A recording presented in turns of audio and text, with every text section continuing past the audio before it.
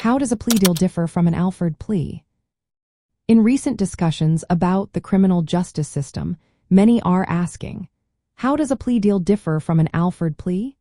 This question has gained traction as legal experts and the public alike seek clarity on these important legal concepts. Understanding these differences can be crucial, especially for those involved in legal matters or simply interested in current events. A plea deal is an agreement between the defendant and the prosecution.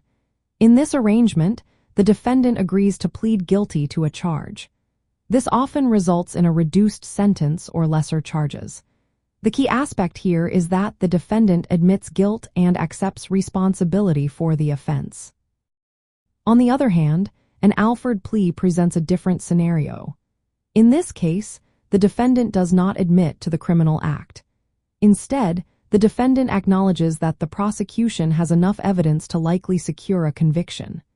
Essentially, the defendant maintains their innocence but chooses to accept the plea to avoid the risk of a harsher sentence at trial. One of the main differences lies in the admission of guilt. In a standard plea deal, the defendant admits guilt. However, with an Alford plea, the defendant does not admit guilt but concedes that the evidence could lead to a conviction.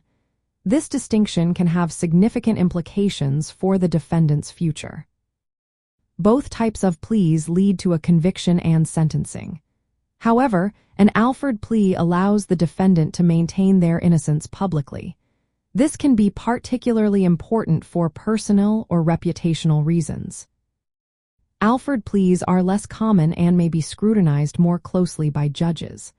Courts want to ensure that the plea is voluntary and supported by evidence.